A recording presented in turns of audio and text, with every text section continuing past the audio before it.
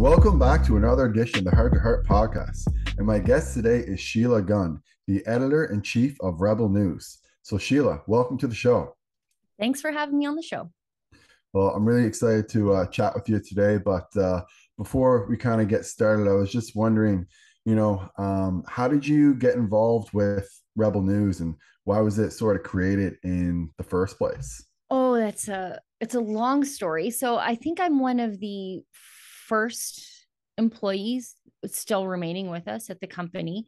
But my sort of time in journalism accidentally starts a little bit before that. So Rebel News was created after Sun News Network, which was the Canadian solution to Fox News, folded up shop. It just was no longer economically feasible because in Canada we have this board of bureaucrats who decides where you end up on the cable channels and if you end up in a cable package or not. And so Sun News Network wanted the same treatment as CBC, our state broadcaster, and CNN also, that's in your basic cable package. They wanted to be in the basic cable package so that they could build a business model around that. The bureaucrats said no, and the channel just folded up shop. But my boss, Ezra Levant, decided that we just can't let this idea for a conservative alternative, or not even a conservative alternative anymore. I don't think that's where politics break down these days, but an alternative to the mainstream, sort of rebelling against the old way of doing journalism, the old way of broadcasting journalism, and the old way of talking about the issues. So he decided we can't let this idea die. We'll take it to the internet to get around all that bureaucracy that killed the Sun News Network. And he just started Rebel News and then started hiring journalists. And I was just a stay-at-home mom, not to say just a stay-at-home mom. It's the most important thing that I've ever done in my life.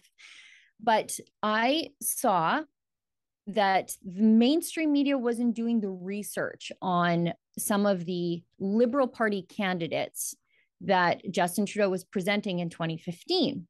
And I thought, I know these things about these people. I could Google them. I could go back through their Twitter histories and see the madness that they have tweeted and the crazy things that they had tweeted. So I just started doing that using my own Twitter account. And pretty soon, the Liberals had to remove and replace some of those candidates because some of the things that they were saying were just so outrageous, telling Jews to go back to Israel, that kind of stuff. And then the Globe and Mail, I think it was the Globe and Mail, they started noticing what I was doing. And they identified me as a large C conservative researcher, as though I was an official researcher for the party. And even in them failing to do journalism properly, they still failed to do the journalism properly on me. They didn't even bother to reach out to me before they did a story on me, wherein I could have said, no, I'm just a mom doing your job. So I did that, and it sort of coincided with when Ezra was creating Rebel News. And long story short, he said, I said, I'm not a journalist. He said, obviously you are. You're doing journalism. It's not a guild that you join. It's a thing that you do and you're doing it. Will you come work for me? And 7 years later, here I am.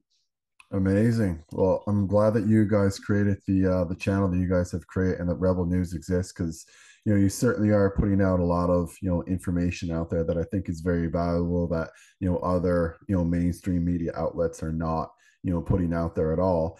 And I understand too, you kind of mentioned something in that spiel about conservative and like that's sort of, it's to me it's just you're just putting out information Yeah. that a lot of other news outlets are just unwilling to put out there. And I had Candace Malcolm on the show before, and she had indicated that CBC is receiving an insane amount of funding from the Liberal Party. So like of course they're going to skew things towards the Liberals and try to make the Liberals look good. So to me, like, you guys are not a conservative news network. You're just a news network that's completely unbiased. But because you're unbiased, you get labeled as conservative or right wing, and as do I. A lot of people will call me, right wing sometimes. I have no idea why, like because I have a little bit of a relationship with the Petersons, Michaela Peterson, and that kind of thing, and like they just kind of labeled me as like this right wing conservative, where reality is I'm just like saying some things about COVID and some other things that are not necessarily in the mainstream news. But just because I'm saying something that's not in the mainstream news, or the Rebel News isn't saying something that's not in the mainstream news, doesn't mean they're conservative. It means they're unbiased. And that's how I see Rebel News. I don't see them as conservatives. You see you guys as unbiased, and you don't have to say whatever the Liberal government is telling you to say, because you're not taking money from them. You know, I'll push back on that just a little bit, but not in the way that you think that I might. I am a conservative. I'm a lifelong conservative. I'm an Alberta farmer. Okay.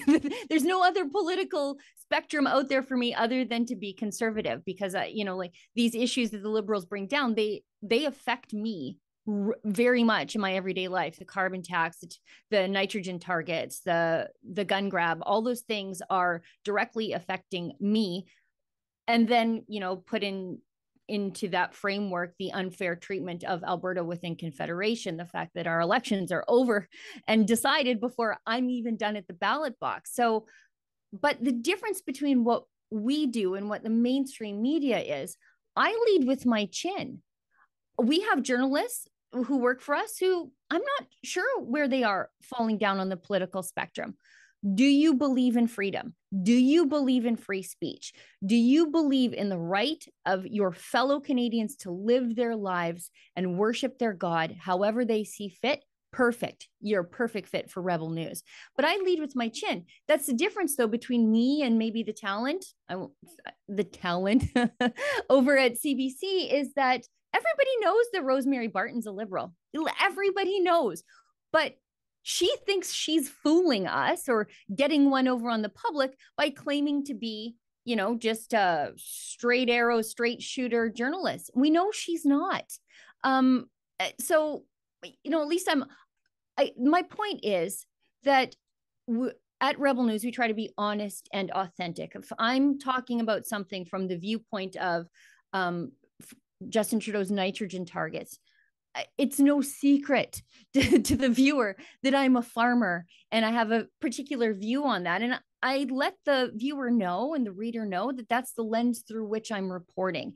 I think it's important to divulge where you are on certain issues before you report on them. And that's why I think there should be a disclaimer on so much of the CBC's broadcasting that says, this is brought to you by a network that takes $1.5 billion annually from the Justin Trudeau Liberals. This is also brought to you by a network that was a plaintiff against the Conservatives in the second to last election.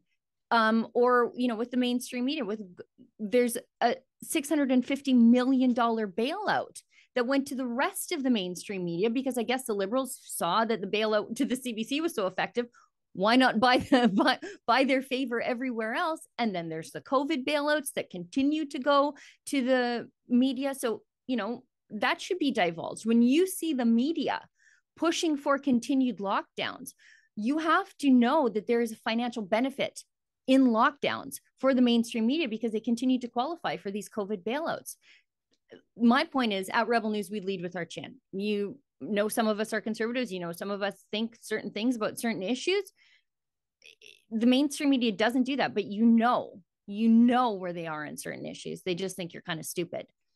So you mentioned something there about the federal government or the Liberals giving CBC, was it 1.5 billion annually, you said? That's insane. And so that's just, it's a staggering number. I mean, obviously they're going to push their narrative if they're receiving that kind of money. And so what other mainstream media outlets are also the Liberals paying? Because I've heard recently there's a story about Global News kind of going like bankrupt. Like, so outside of CBC, what other news outlets are taking money from the Liberals and kind of positioning their news towards the Liberal narrative? Almost all of them are on the take. So there is, beyond the direct subsidy to the CBC, there are also wage supports and subsidies that came with the COVID bailout. There were ones specifically for journalism. And then beyond that, there is a $650 million media bailout. And then there are also specific grants for certain forms of journalism. For example, I live in the middle of nowhere. We don't really care about climate change here. It is literally way down underneath like Farmer Joe's lost donkey in the newspaper. Like nobody cares about it. But all of a sudden, you see climate change in my local Fort Saskatchewan Record.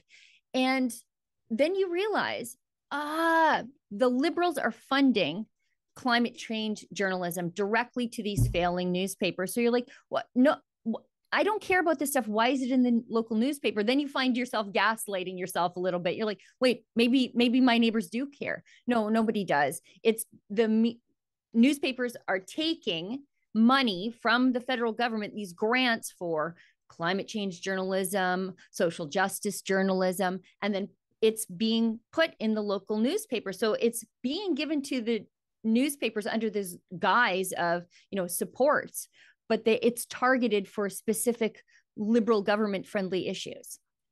Okay. And so just to get specific, like would like CTV, for example, would they be taking money from the government, from the Liberal government? Would Global News be taking Yes. money from the government? Yeah. Okay. Interesting. Yeah. I think it's really us, Western Standard here in Alberta, True North, obviously. I think on the left of the spectrum, I think Canada Land has rejected the bailouts. However, I think they may have taken some of those COVID wage supports. Okay.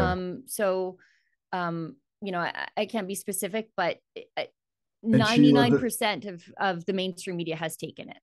okay. And Sheila, there is a difference too between like this regular annual funding and then Yeah. the COVID bailouts. Is that correct? Right. But Okay. those COVID bailouts are targeted for journalism. So Okay. again, I say when you see like the scare porn of COVID in your newspaper, there's a political agenda behind that, because the longer they keep that going, the more wage supports they get. That's crazy. Okay. And it's good to know too that it's not just, CBC. I think CBC probably takes the most money, and unfortunately, they have the most power, so to speak. So, I think that news is kind of out there. But knowing that other, smaller, not that CTV and Global News are small, but knowing that other smaller media outlets are also, taking money is kind of terrifying in a way. And obviously, that's what's, changed the narrative, particularly over COVID, considerably. And I always found it strange the entire time that, I was being called, conservative or right wing for my views on COVID, because classically speaking, if Right. you're, a libertarian, you're someone who believes in freedom and that people should be able to do, what they want without kind of any backlash from other people. And conservatives are supposed to be the people that are more into putting down rules and that kind of thing. But it seems like it's just completely changed, which is so odd, because if you do look at the classic definition of someone who's a libertarian, that kind of person would be someone who would be completely opposed to lockdowns, and would be someone who would say that we should be able to work during this time if we want to, because it's in within our rights, it's in it's our freedom to actually go to work. And I think that actually the worst of COVID, not in terms of physical infection from the virus, but the worst after effects of COVID may still be coming, because and a lot of doctors, for whatever reason, kind of dilly-dally around this issue, but finances have a major impact on people's overall mental health. And if you are constantly stressed about money, that's gonna wreak havoc on your health, and not just on your mental health, on your physical health as well. And, we've seen recently, I mean, Pierre Polivere has been pretty, vocal about, just inflation and, the inflation that's going on in Canada. And now we're in a point where not only do we have, high inflation, but now we have high interest rates. So, if there's, high inflation, but low interest rates, there's some kind of leniency there, some kind of wiggle room for people to kind of still live their life.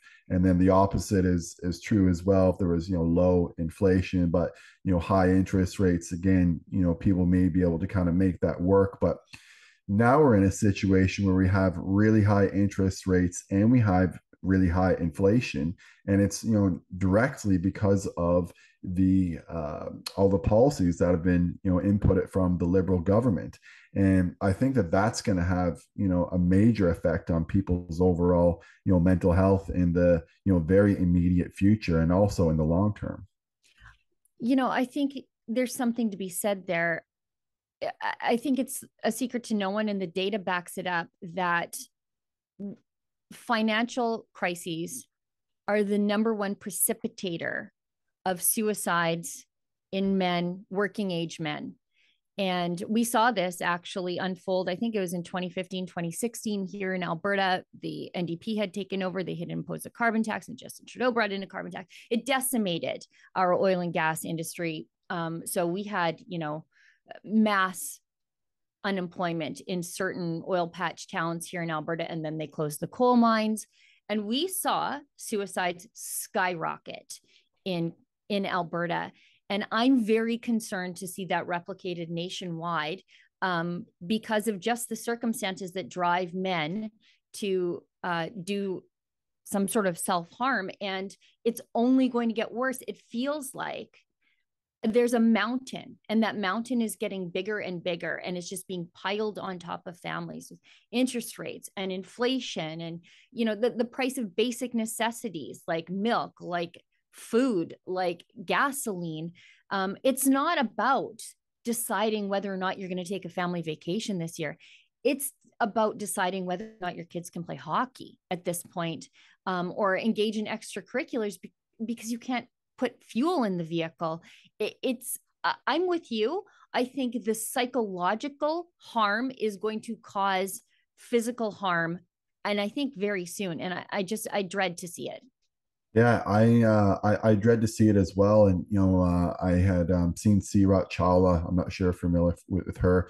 She talks quite a bit about men's mental health, and that men are they're, I think she said they're 3 times more likely to commit suicide than women. Yeah. And I know for sure that men need to, for the most part, work. They need to provide for their family in order to have a good sense of well-being. Putting pronouns in your bio is not going to make you make yourself feel better. It's not going to put food on the table for your family.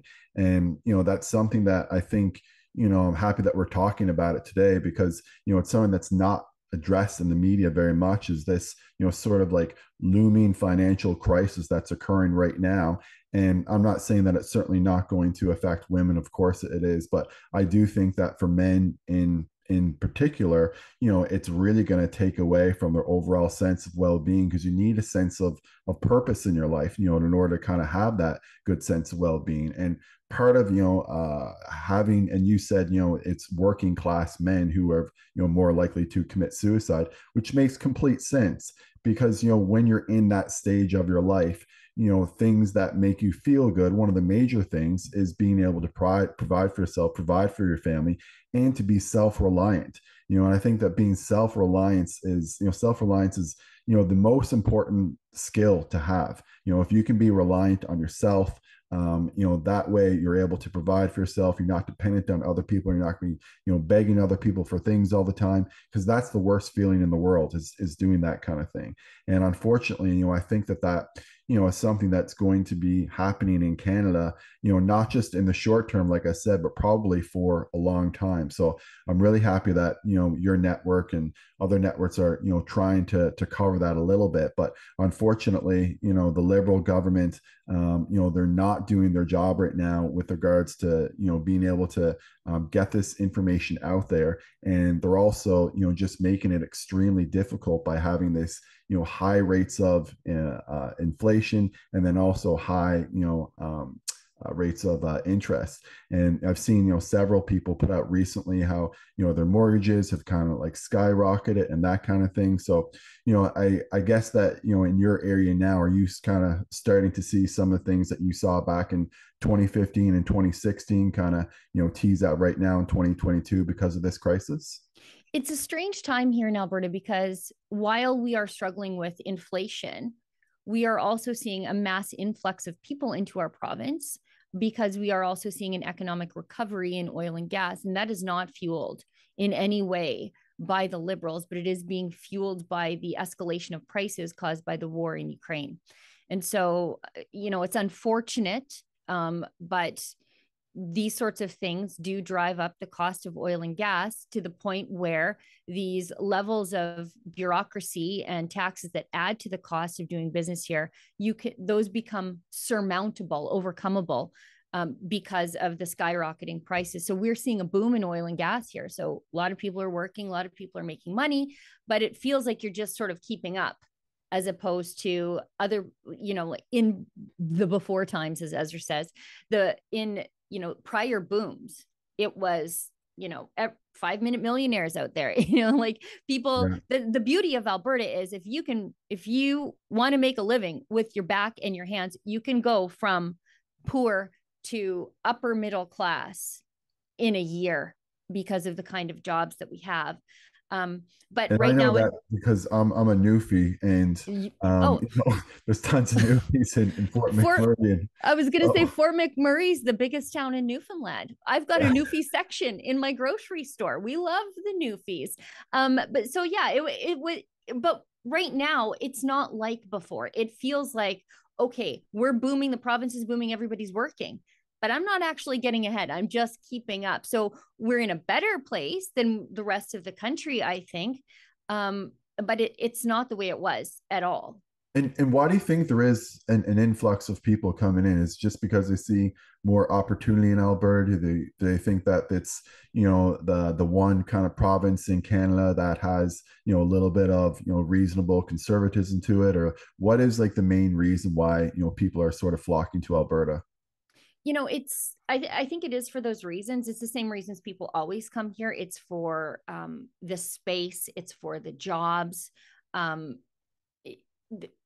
We really don't care where you come from in Alberta. It's one of the things that people get wrong about us. I know, like as they say, the Laurentian elite, like the Ottawa, Toronto, Montreal bubble, they have this preconceived notion about us that we're a bunch of hicks out here, but we're really quite culturally diverse because everybody's kind of new here. And we don't really care. If you just want to come work and leave everybody alone, you're the perfect Albertan. But people are coming for the opportunities, for the jobs, but also there's something and I say this as an Albertan, so I'll lead with my chin on my bias there, but there's something quite special about us that I think we're quite ungovernable, and I kind of like that about us.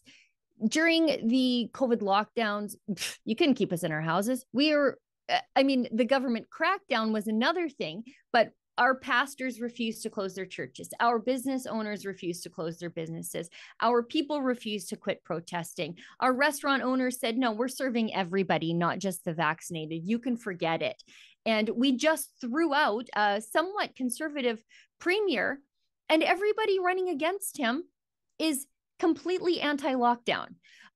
Brian Jean, who I think is probably going to finish second in the race, he won his riding to become an MLA for the governing party, running against the policies of the governing party, saying these lockdowns were too strict. We never should have arrested pastors.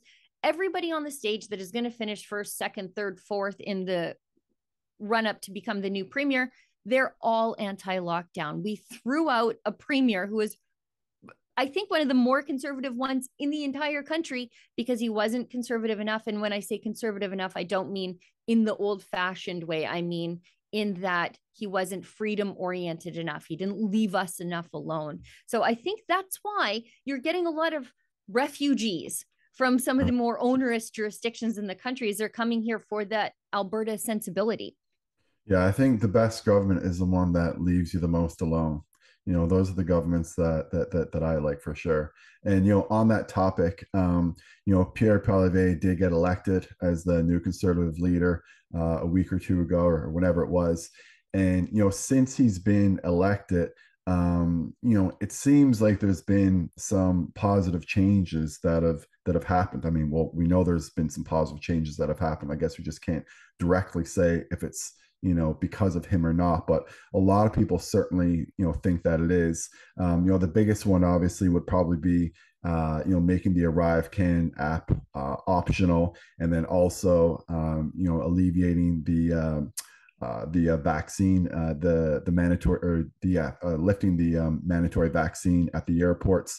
So, have you guys, felt that at Rebel News that, these kind of changes have happened because, Trudeau's maybe a little bit scared of Pierre Polivere and he's trying to match some of his kind of ideas? Or what do you think is the reason why we've had such kind of positive changes in Canada recently? I think this is the first time in a very long time that we will see an effective official opposition, and they will be effective because not only will they be holding the government to account, but they are so far completely unafraid of the media. With prior leaders, Andrew Scheer and Erin O'Toole, they said one thing to the Conservative Party membership.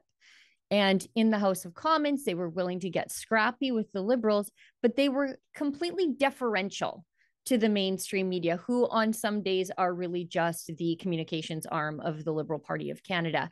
And I think already it's becoming evidently clear to even people who are like, no, the mainstream media, they're just middle of the road. Pierre Poliev is driving some of these people in the mainstream media off the deep end. And frankly, I don't think it was that far of a car ride, if you know what I mean. For example, you see David Aiken, the chief political reporter for Global News, losing his absolute mind in a press conference, heckling, screaming, acting like a buffoon completely. He should have been arrested, or not arrested, sorry, investigated by the Parliamentary Press Gallery for his outlandish behavior. I think he probably broke several codes of conduct for membership in the Parliamentary Press Gallery. But Pierre Poilievre's sheer presence is exposing a lot of the problems with Ottawa, this complacent, liberal-friendly mainstream media. And it also shows just how silenced the Conservative MPs were under previous leaders. If you look at their performance this week in the House of Commons, and I know I normal people don't, but it's my job to watch the House of Commons, but they are really vocal and giving her, and they're talking about issues of freedom in a way that I have not seen in a long time, which leads me to believe that the prior leaders had a real stranglehold on the caucus. Yeah, because Erin O'Toole was completely different than Candice Bergevin. I hope I'm saying her name right. But completely different. Like as soon as she got into power, she was fighting back. But Mm-hmm. when O'Toole was in power, you didn't hear anything at all. Like nothing. Like he wasn't pushing back whatsoever. Nobody even really knew who he was. But as soon as Candice got in power, everybody knew who she was. Then Melissa Lantsman, who's also been on my podcast pretty recently, she kind of gotten into power, and she started, speaking her mind a lot, and that's been, I think, going very, very well for her because she's been extremely vocal about scrapping the app and how ridiculous it is and how it's affecting our border towns in particular. She talked about that on our podcast quite a bit, that the border towns in Canada were just decimated by it because Americans didn't want to come over. So I do see that, not only has, this new leadership, kind of made Pierre, very, very vocal and has, made a lot of difference already.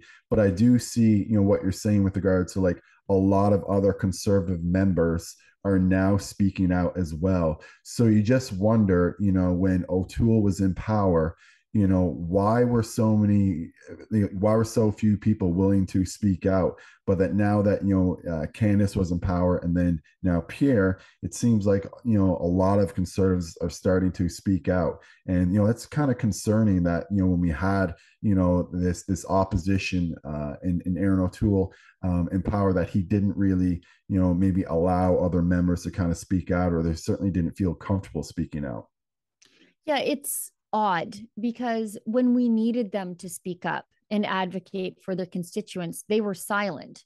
Um, so I don't know if they were, sort of under the thumb of Aaron O'Toole. I mean, they would be the only ones who could tell us. Were they under the thumb of Aaron O'Toole, or are they new believers to the very old issue of freedom? I'm not sure. Only they can answer to that. And they're going to have to answer to their constituents, because the constituents are going to say, yeah, I hear you saying all the right things now, but where were you in 2021? Where were you in 2020 when they arrested my pastor and took him away to jail for 3 weeks in front of his crying children? Where were you then? They're going to have that come to Jesus moment with their constituents when they're out there asking for their vote next time around. Yeah, they really are. And I think a lot of people are, they're not only asking for that to happen, but a lot of people now want the liberal government, and I can't really even imagine them doing this, but they want them to apologize for, what they've done over the past, 2.5 to 3 years. And, I can't really see that happening.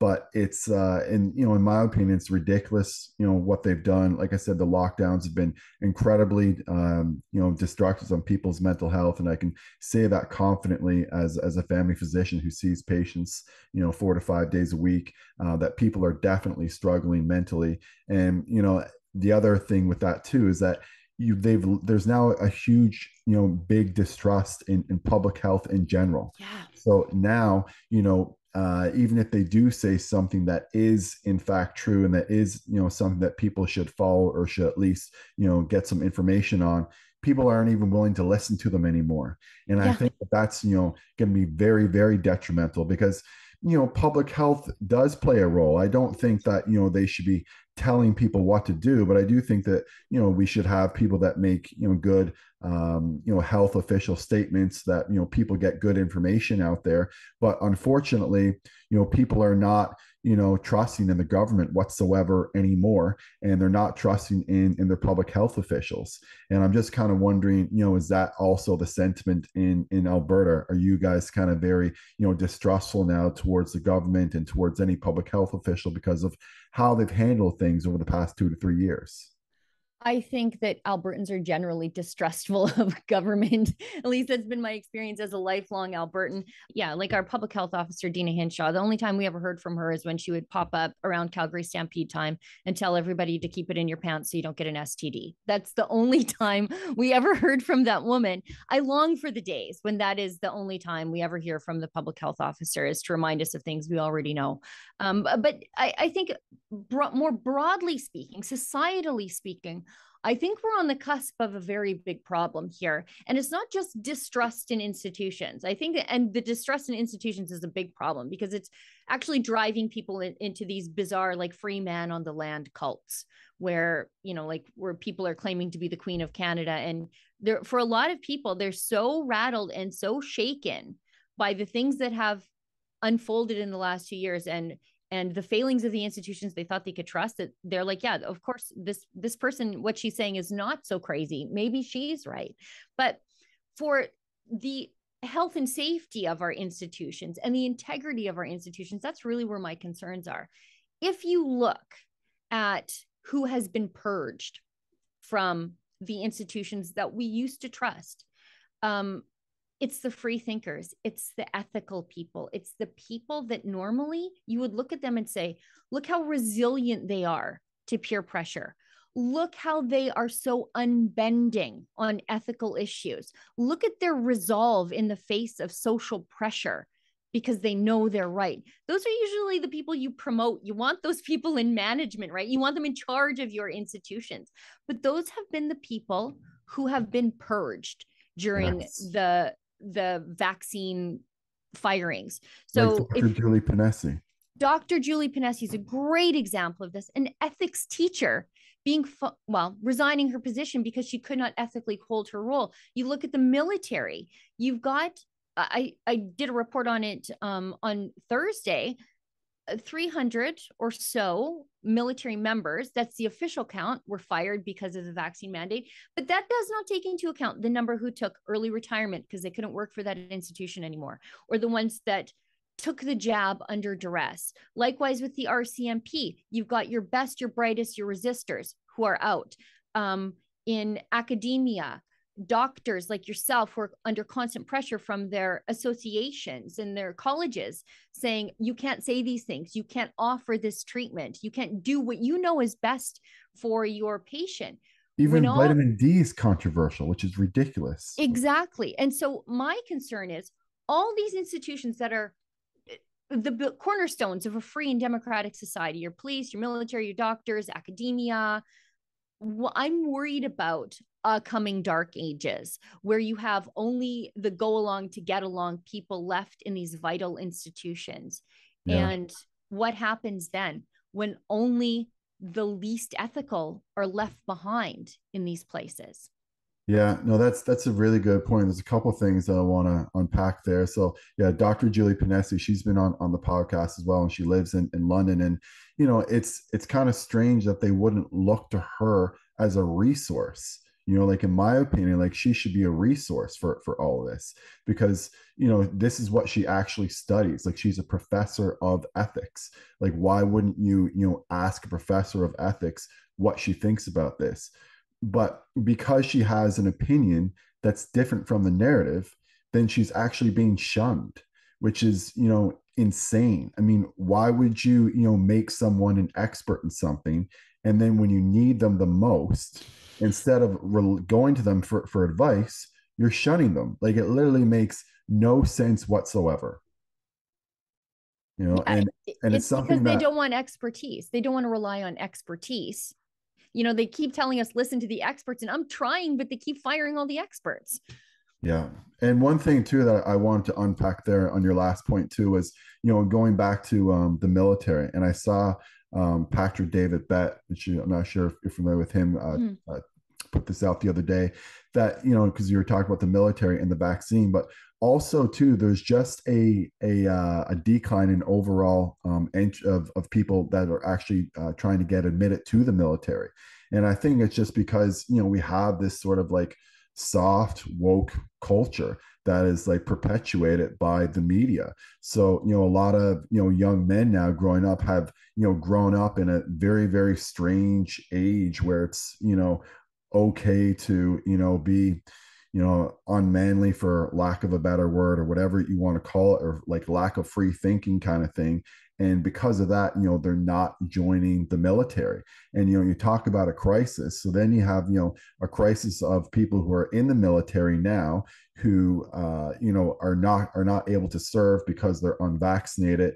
And I forget the gentleman's name from Canada. It's James Thorpe, I think it is. James Top. James Top, sorry. So his lawyer, Phil Millar, he's been on the podcast here a couple times.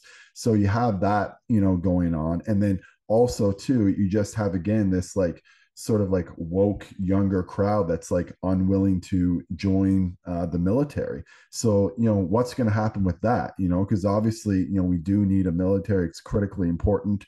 And, going forward, who knows what's going to happen with that.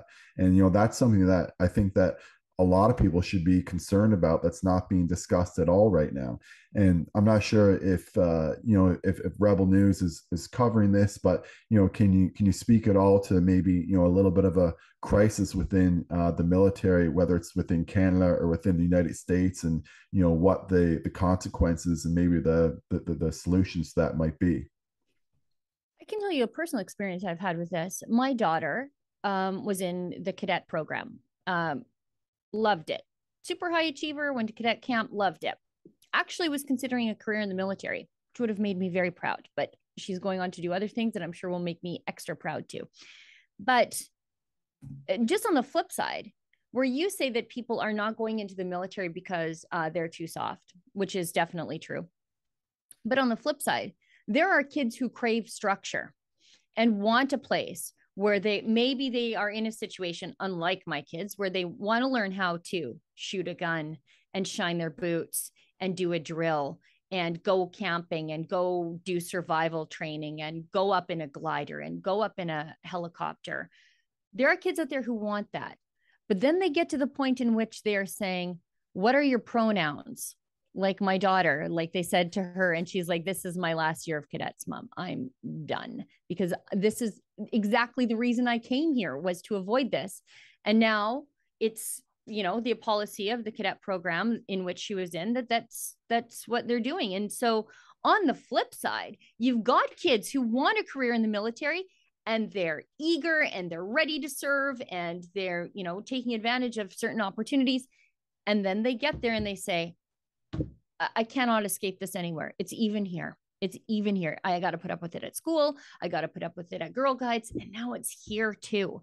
And so, it's frightening, because there's a deterrent. Again, there's good people there who want to do good things, want to serve their country, but they cannot abide this. And it's just a complete deterrent. And there are a lot of good people who would do wonderful things for our country who just can't put up with the wokeness. That's crazy. Yeah, I would have, a lot of trouble with, someone telling me to put pronouns in my bio and that kind of thing. So I can only, I totally understand, your daughter, and I understand the people who don't want to, join it, because, yeah, I mean, you would think that the military would be, one place where this, woke culture hasn't like seeped in yet, but unfortunately, it seems like it has. And that's probably why they're having such a difficult time recruiting people. So now you have the vaccine, you have people who are maybe just a little bit too soft, that maybe wouldn't have been otherwise, and then you have this other third group of people who actually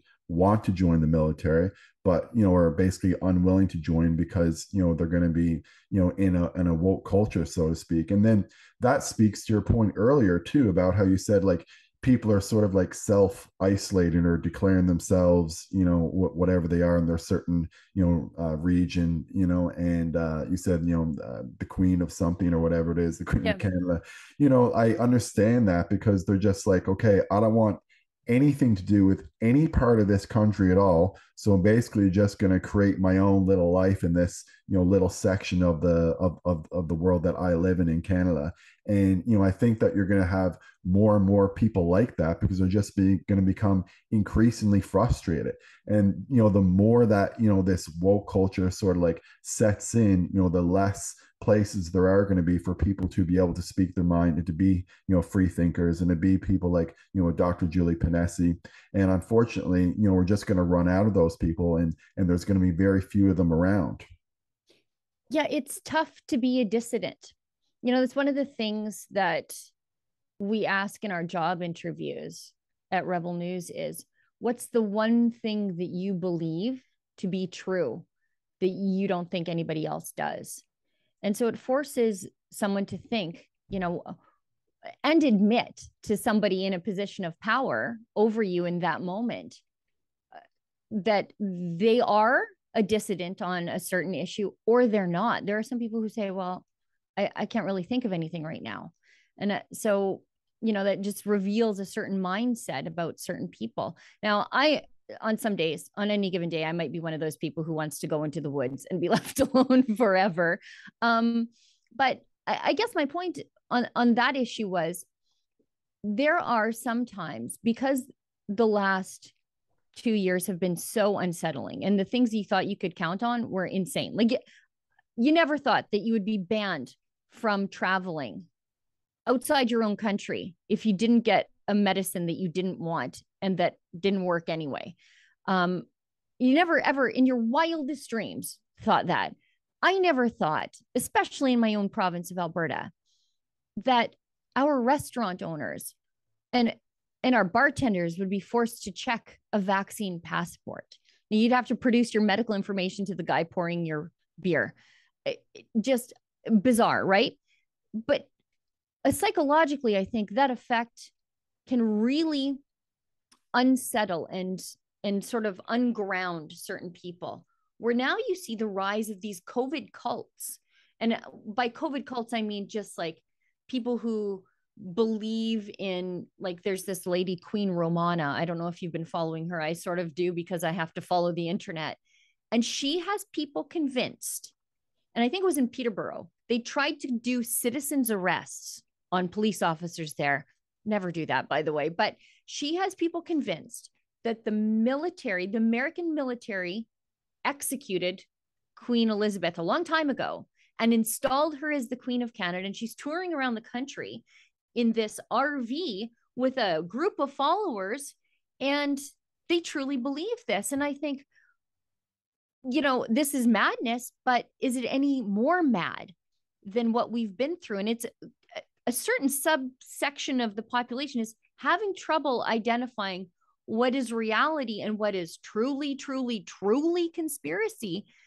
And I think that's what happens when all your conspiracy theories come true. Yeah, absolutely. I think that when you say things in the media that you deem to be a conspiracy theory that end up being true, then, things that are actually conspiracies are going to be believed by a lot of Yeah. people. I mean, that's just kind of logic. That just kind of makes sense overall. And, that kind of comes back to our distrust in public health and the chat we had on that earlier, because, maybe a public health official will say something eventually that will be something that could be helpful to COVID. That's not kind of this left wing extremist thing, and people won't believe it because they've told so many lies before. And so I see that being a big issue going forward. And I know we only have about 5 or 10 minutes left here, and there was one thing that I that we connected with on Twitter that I Mm-hmm. wanted to mention to you about. And I will say now that I completely agree with your side, and I've totally reversed my position on that. So for people who aren't knowing, this is how Sheila and I connect. So we're both on Twitter. I said that I applauded what the Newfoundland government did by adding a tax to their sugary drinks. Um, and I thought, oh, this would be a good thing because, probably get less people buying sugar. Maybe it'll get more money for the government to put back into, physical education programs. But the one thing that I didn't think about was that, okay, what if they spread this to meat? Or what if they spread this to eggs? And, I eat meat every single day. I eat Me eggs too. every single day. I'm not carnivore, but, I certainly eat a ton of meat and a ton of eggs. And I can't imagine them doing that to meat and eggs and all these really really healthy foods. And it's so odd because I have a degree in nutrition. I'm also an MD, and I've been into fitness since I was like 14 years old, like completely obsessed with it basically. And I see all these food pyramids coming out. Like this one that came out from like the White House like 2 or 3 months ago. It was insane. Like I Mm-hmm. thought it was satire for sure. And it basically had ground beef as like the worst food that you could possibly eat. And then it had even like cereals as like higher up in the echelon. And so is that something that you guys have covered with Rebel News, or is that something that you guys have done a little bit of research on? Sure. And like personally, this is near and dear to my heart again. I'm a farmer in Alberta, so we love our Alberta beef. But I'm also like you. I'm very concerned about nutrition. I love nutrition. I'm mostly carnivore, but not completely. I do, I like to put cheese on everything. I work very carefully on my fitness. I have a daughter who's a high performance athlete, so I try to keep up with her a little bit. And I think sugar and the inversion of the food pyramid by the government has led to, I think, the public health crisis that we're truly in, and that's diabetes, obesity, and insulin resistance. Um, and so on on the surface, yeah, of course, a sugar tax, people eating less sugar is a great thing. But I don't think there's room for government intervention here. And they've already tried to do this with meat, not all that long ago, but 3 months ago. And we ran a Rebel News campaign because of it. The federal government tried to label ground meats as basically put a warning label on them like they're cigarettes because it's high in saturated fat. Now, I don't think saturated fat is bad for you. It's not. I know. I don't think it's bad for you. But when the government says that saturated fat is bad for you, and you and I know it's not, we've got a problem. And for me, when I look at that, I don't want the government to ever have the power to use taxes to manipulate how we eat. And especially, or labels or anything like that, because they will use it on those things that we know are good for us. And the government is the last person I'm going to take health advice from. Like I said, the inversion of the food pyramid has caused catastrophic healthcare fallout. And I just, I, and I did some research because I was like, did I just pick a fight with Dr. Mike and not know what I'm talking about? Is this just an ideological fight? I started digging around about in all the times where there's about 20 years of data on these sugar taxes. And what happens is you can't just tax sugar without taxing carbohydrates, right? Because it's all the same once it hits your bloodstream, right? Like it's all the same. So you can't tax the gummy bears that are high in carbs, but not the chips that are high in carbs, right? And it doesn't address the fact that people are sugar addicted. They're sugar adapted. They're not fat adapted or anything else. So in these places where they did this, what happened was, okay, they taxed sugary drinks, but then obesity rates didn't drop, which is what the tax is designed to do. So it didn't do what it was designed to do. It just made people who drink sugar poorer, but they also just adjusted their buying habits to buy sugar and other things because they still have not addressed the reason they're drinking the sugary stuff and why they're drinking all their calories, right? So they're never designed to do what they say they're designed to do. And then on the flip side, they'll just do it to the things that are actually good for you. I mean, long before the pharmaceutical companies were running our lives and perhaps making us unhealthy, as we've seen in the last 2 years, the big food companies were influencing governments, and that's how we ended up with this backwards food pyramid. So I'm happy that I was not as prickly as I normally am on Twitter, and I'm glad that we've come to sort of a meeting of the minds on this issue. I think we agree. I don't like sugar, and I don't like the government telling me what to do. Yeah, like absolutely, I agree with you on that. And one important point, and I say this as someone who eats a ton of meat and eggs and who doesn't basically avoid sugar like crazy. But me too. BioLane T, Lane Norton, he's a really good guy to follow on Instagram, on Twitter. He he put out something the other day that said that sugar actually intake has gone down recently, but obesity is still going up. So, that just proves your point that even if they did, tax sugar in some way and people were eating less sugar, they'd just be overeating. And essentially, overeating, calories in, calories out is, the biggest thing in terms of, weight gain. So I think that, it's a futile effort. It's not going to do anything to change obesity rates. And, that's why I completely, reversed my position. But I'm glad that you said it, because if you didn't, we probably wouldn't be having this conversation today. But unfortunately, Sheila, we're running out of time here now. But it's been wonderful chatting with you today. So, people know Rebel News, they can probably find that anywhere. But if you could just tell people a little bit more about yourself and where they can find you and your Twitter handle, I think that'll be helpful for people. Sure. On my Twitter handle, I fight with doctors sometimes. Just kidding. It's Sheila Gunn Reid, just exactly how it sounds, but Gun with 2 N's.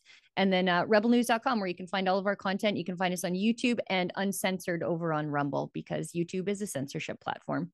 It is. Well, thank you so much for doing this today. Thank you so much for, bringing Rebel News, out in the mainstream. I think a lot of people are following you guys now. I can only imagine that you guys are just going to get bigger and bigger because you guys are putting out such great information. So thank you so much for doing that. And thanks for doing this today. It's been a pleasure to chat with you, Sheila. Thanks. Hopefully we can do this again very soon. Absolutely.